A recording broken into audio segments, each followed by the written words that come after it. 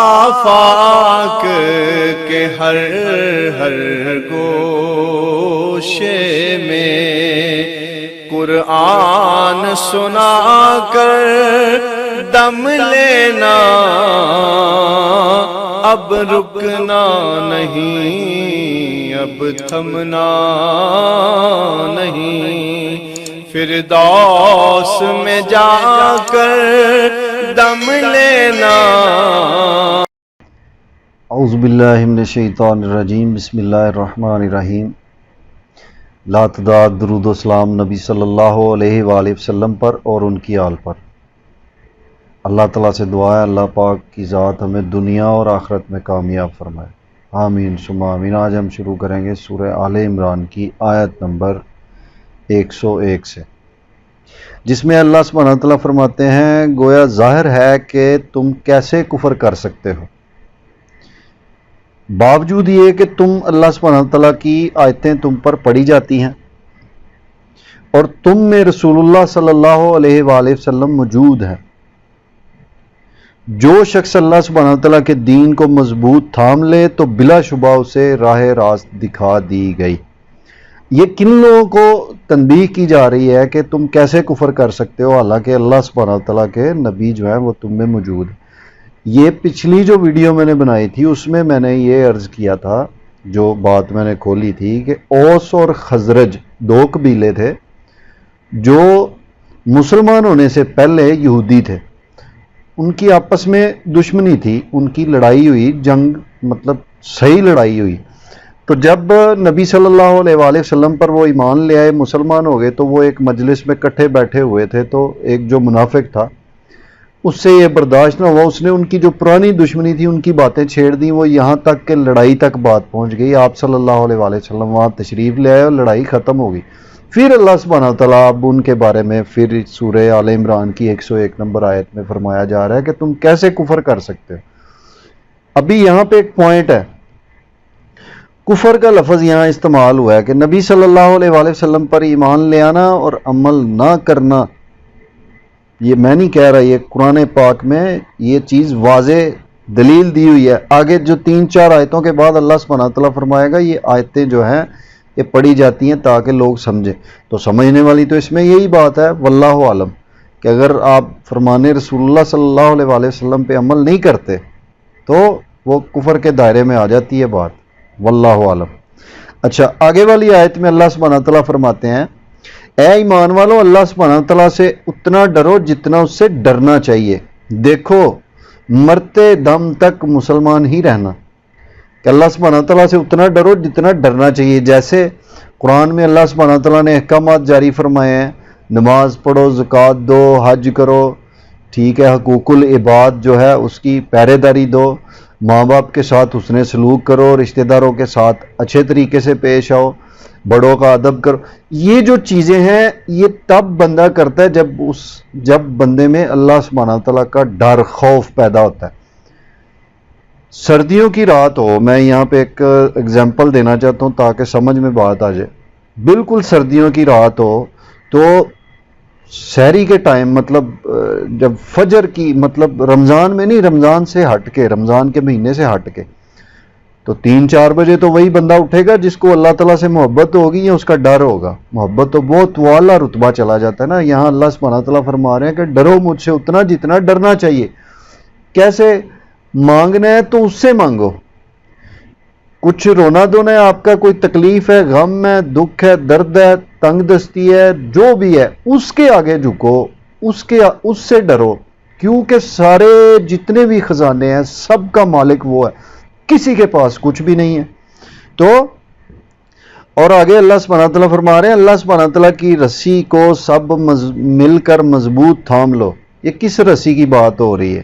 یہ اس رسی کی بات ہو رہی ہے جو آدم علیہ السلام سے لے کے نبی صلی اللہ علیہ وآلہ وسلم تک ہر نبی نے توحید بیان کی، صراط مستقیم کے لیے بتایا، دلیلیں دیں، اور دھمکیاں بھی ہیں قرآن پاک میں، وارننگ بھی ہے کہ صرف اور صرف اللہ سبحانہ تعالیٰ کی عبادت کرو، یہی سیدھا راستہ ہے۔ ٹھیک ہے، تو اللہ تعالیٰ ہمیں عمل کرنے کی توفیق عطا فرمائے۔ آگے اللہ سبحانہ تعالیٰ فرما رہے ہیں کہ مطلب اگر رسی کو تھام لیتے ہو تو کیا ہوگا۔ اور اللہ سبحانہ وتعالیٰ کی اس وقت کی نعمت کو یاد کرو جب تم ایک دوسرے کے دشمن تھے. یہ انہی کو مخاطب کر کے بات ہو رہی ہے ابھی تک جو مدینہ شریف میں جو اوس اور خزرج جنہوں دونوں قبیلوں نے جھگڑا کیا. اللہ تعالیٰ فرما رہے ہیں کہ اس وقت کی نعمت کو یاد کرو جب تم ایک دوسرے کے دشمن تھے, مطلب ایک دوسرے سے جنگ ہوئی, قتل کیا ایک دوسرے کو, تو اس نے تمہارے دلوں میں الفت ڈال دی. جو کسی سے کسی کی دشمنی ہوتی ہے تو جب وہ صلح ہو جاتی ہے تو اس میں کیا ہوتا ہے, وہ اللہ تعالیٰ دلوں میں ڈالتا ہے. ظاہری طور پہ جو ہم دیکھتے ہیں وہ حقیقت نہیں ہوتی, کسی کے دل میں کیا ہے وہ اللہ سبحانہ تعالیٰ کی ذات جانتی ہے. تو اللہ تعالیٰ فرما رہا ہے کہ میں نے تمہارے دلوں میں الفت ڈال دی, محبت ڈال دی ایک دوسرے کے لیے, تو اس نے تمہارے دلوں میں الفت ڈال دی, پس تم اس کی مہربانی سے بھائی بھائی ہو گئے. کیسے ہو گئے؟ جیسے بھائی ہوتے ہیں. اور تم آگ کے گڑھے کے کنارے پہنچ چکے تھے, اور تم آگ کے گھڑے کے کنارے پہنچ چکے تھے تو اس نے تمہیں بچا لیا. کنارے کیسے پہنچ چکے تھے؟ وہ سب کرتے تھے کفر اور شرک. ٹھیک ہے, نبی صلی اللہ علیہ وآلہ وسلم کے اوپر جس نے ایمان نہیں لایا وہ تو گھڑے کے قریب ہی کھڑا ہے, اور جب بھی موت آئے گی وہ سیدھا جہنم میں جائے گا اگر آپ صلی اللہ علیہ وآلہ وسلم پہ ایمان نہیں لاتا تو. یہ کنفرم اور اتھینٹک بات ہے. اچھا, تو اللہ تعالیٰ نے کیسے بچایا کہ ان کے دلوں میں ایک تو ایمان ڈال دیا اور دوسرا آپس میں وہ ایک دوسرے کے قریب ہو گئے. تو وہ سب مل کے نبی صلی اللہ علیہ وآلہ وسلم کی بارگاہ اقدس میں تشریف لے کے گئے, آپ صلی اللہ علیہ وآلہ وسلم پر ایمان لایا اور آگ سے بچ گئے. اللہ سبحانہ تعالیٰ اسی طرح تمہارے لیے اپنی نشانیاں بیان کرتا ہے تاکہ تم ہدایت پاؤ. آگئی نا وہی بات, یہ جو نشانیاں ہیں یہ ان کی جو بات ان دو قبیلوں کی یہاں بیان فرمائی گئی ہے سورہ آل عمران میں, یہ اس لیے بیان فرمائی گئی ہے تاکہ ہم لوگ جو اس دور میں ابھی جو کرنٹلی چل رہا ہے زمانہ, اس دور میں ہم اس چیز کو سمجھیں کہ صلح میں ہی فلاح ہے. اس کے بعد جو نبی صلی اللہ علیہ وآلہ وسلم نے احکامات جاری کیے ہیں ان کے اوپر عمل کرنا جو ہے اسی میں ہی بہتری ہے.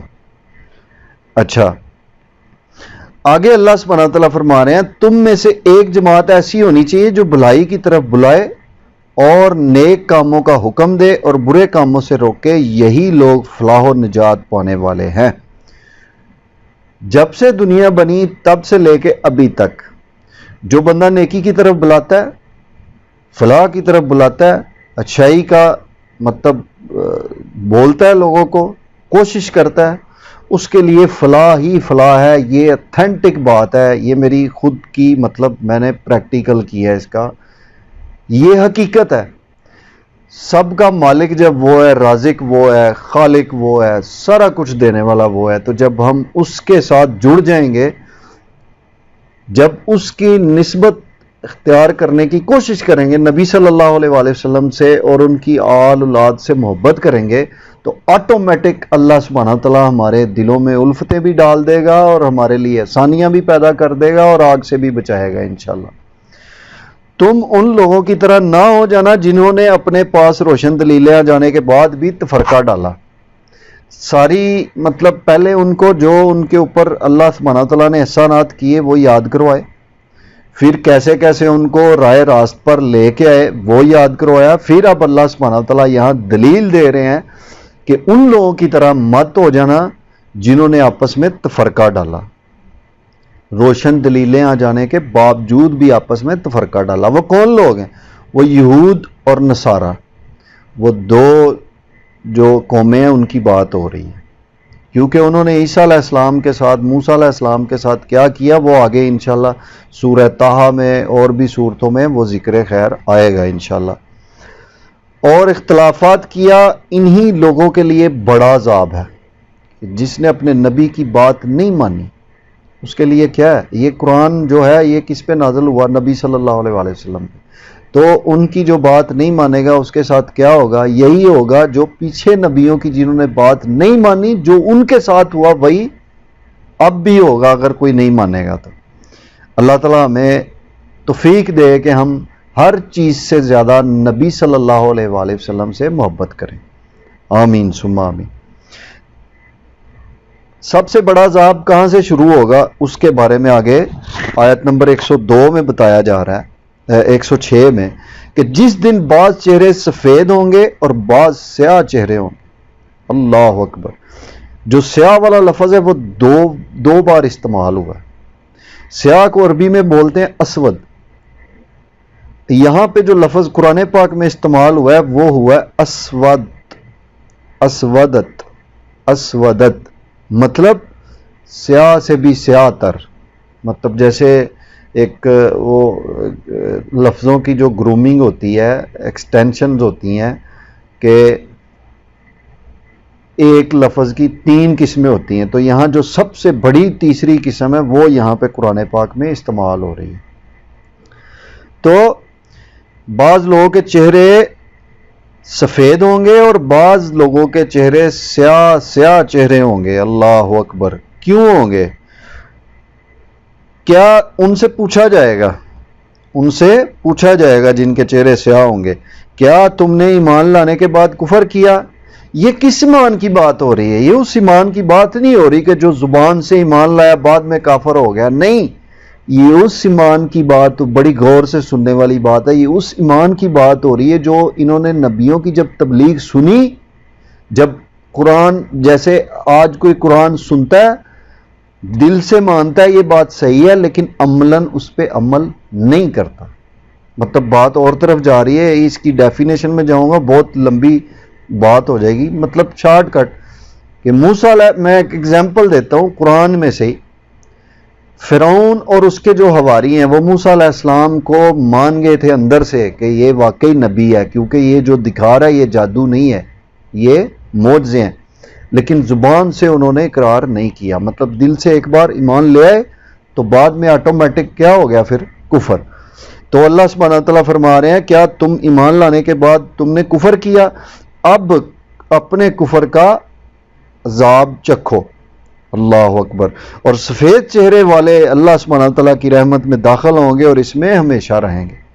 اللہ تعالیٰ کی رحمت تو سب سے بڑی جنت ہی ہوگی ادھر، ٹھیک ہے جی۔ اس کے بعد رحمت ہوگی کہ بغیر حساب کتاب کے جنت میں، اس کے بعد رحمت ہوگی نبی صلی اللہ علیہ وآلہ وسلم کے دستے مبارک سے حوض کوثر نصیب ہوگا، اللہ تعالیٰ ہمیں نصیب فرمائے۔ تو اللہ سبحانہ تعالیٰ آگے فرما رہے ہیں، اے نبی، ہم ان حقانی آیتوں کی تلاوت آپ پر کر رہے ہیں اور اللہ تبارک و تعالیٰ کا ارادہ لوگوں پر ظلم کرنے کا نہیں۔ سیدھی سی بات ہو گئی۔ جب ظلم کب ہوتا ہے؟ جب کوئی چیز بتائی نہ جائے، سمجھائی نہ جائے، اس کے بینیفٹس، اس کے نقصانات، اس کا جو گرافکس ہوتے ہیں، وہ ساری چیزیں تو ایکسپلین ہو گئی ادھر۔ اس کے بعد اللہ سبحانہ تعالیٰ فرماتے ہیں کہ یہ آیتیں اس لیے نازل ہو رہی ہیں تاکہ لوگوں پر میں ظلم نہ کروں، میں ظلم نہیں کرتا ہوں کسی پہ، تاکہ لوگ سمجھیں ان چیزوں کو اور ان کو اپنائیں تاکہ کسی کے اوپر ظلم نہ ہو۔ اللہ سبحانہ تعالیٰ ہی کے لیے ہے جو کچھ آسمانوں اور زمین میں ہے، اور اللہ سبحانہ تعالیٰ ہی کی طرف تمام کام لوٹائے جاتے ہیں، کہ جو بھی ہے زمینوں میں اور آسمانوں میں سب اسی کے لیے، تو سب کام اسی کو لوٹائے جاتے ہیں۔ تم بہترین امت ہو جو لوگوں کے لیے پیدا کی گئی ہے کہ تم نیک باتوں کا حکم کرتے ہو اور بری باتوں سے روکتے ہو اور اللہ سبحانہ تعالیٰ پر ایمان رکھتے ہو۔ اگر اہل کتاب بھی ایمان لاتے تو ان کے لیے بہت بہتر تھا، ان میں ایمان والے بھی ہیں اکثر، لیکن اکثر لوگ فاسق ہیں۔ اللہ اکبر۔ بہترین امت ہم کیسے ہیں کہ پچھلے زمانے میں جب نبی جو ہیں ان آنکھوں سے دیکھ کے، آپ صلی اللہ علیہ وآلہ وسلم کے زمانے میں بھی یہ چیز ہے، آنکھوں سے دیکھ کے معجزے لوگ ایمان نہیں لائے، کچھ لوگ تھے، لیکن جو پچھلی امتیں ہیں ان میں زیادہ یہ چیز تھی۔ پھر ان میں کیا ہوتا تھا، جو تبلیغ نیک کاموں کے لیے صرف نبی کرتے تھے، عام لوگ میری آپ کی طرح وہ نہیں کرتے تھے۔ کیوں؟ کیونکہ ان کے اوپر اس لیول کی رحمت تھی نہیں۔